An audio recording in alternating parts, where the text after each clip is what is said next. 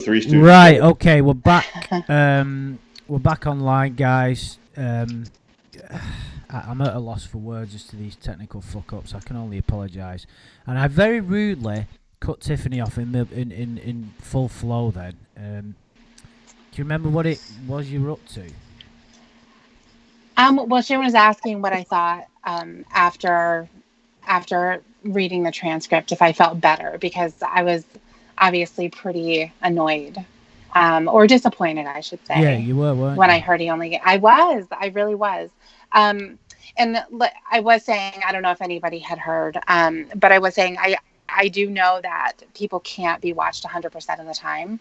That when he's out, it's going to be up to him to do the right thing.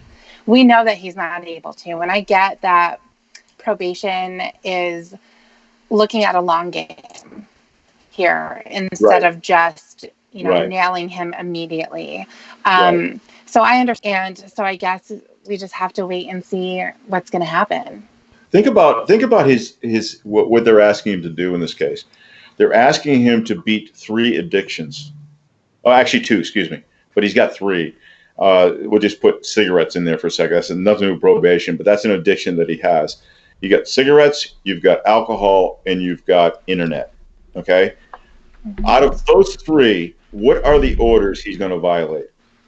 In what order is he going to violate? I'll do the easy one first. Cigarettes first, obviously.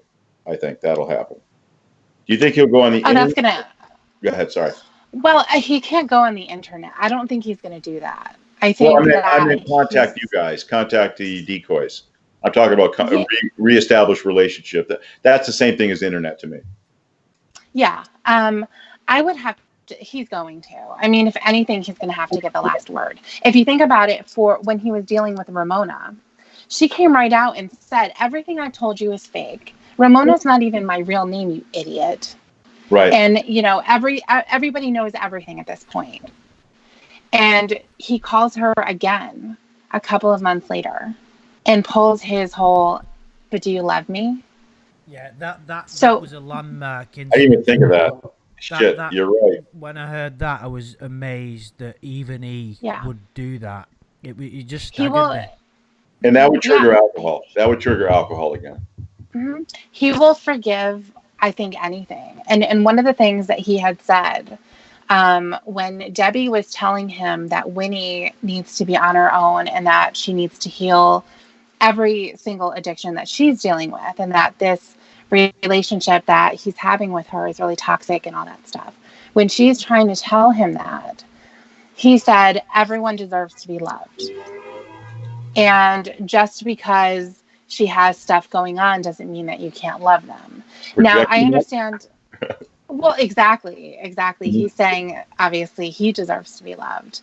Right. So he will accept anyone. He will accept anyone. Because he has no one. Because he has no one. But you can look at all of the instances where he doesn't have any particular loyalty to these relationships. Even with Ramona, who he's declaring his undying love to.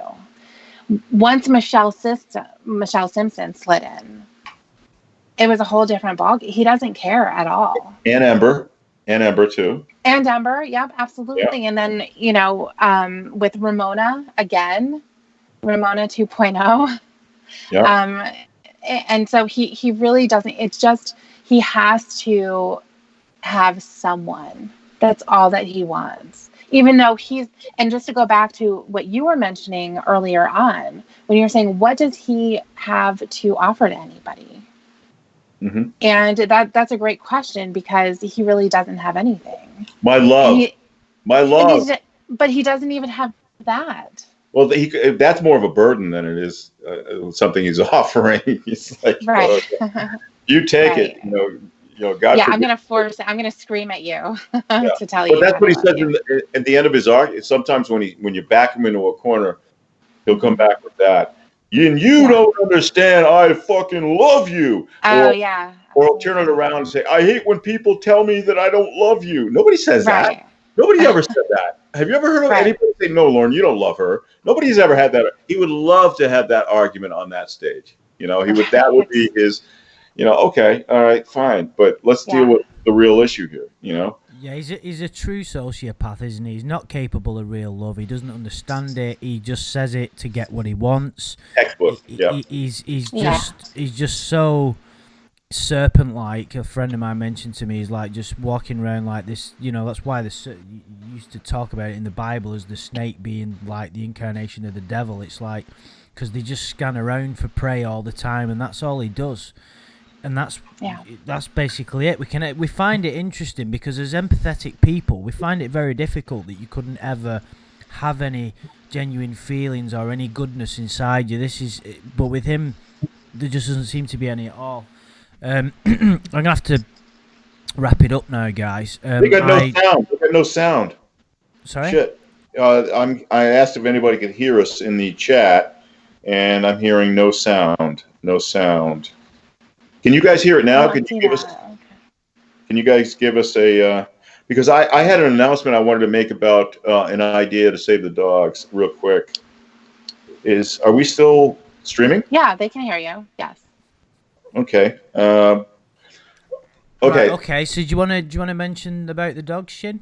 Yeah, if I could. I mean, there's been some discussion about that, and I've been talking to Amanda James, and let's see, Kelpill. And we kind of been spitballing some ideas about how we can help the dog. And here's what I think might work. And you guys could probably tell me whether you think so or not. Excuse me. Oh, that was disgusting. What I'm suggesting is that we put together an online petition for the ASPCA. And we're going to have to use our real names for that, obviously. But I think if we can get hundreds of names on that and then also possibly give them some evidentiary links to his animal abuse, that would go a long way. But I think that if we also do possibly, and I'll talk to Clobber about this, if we can do some kind of fund drive where we could essentially put some money aside to donate to the ASPCA to say, in the event that you determine that these dogs are abused, this money is there to take care of their medical conditions, and also to do what you can to, in the event that they do get adopted, that they get adopted together. And I think that there's a couple things that can happen with that. Number one, I think that it would definitely get a response one way or the other.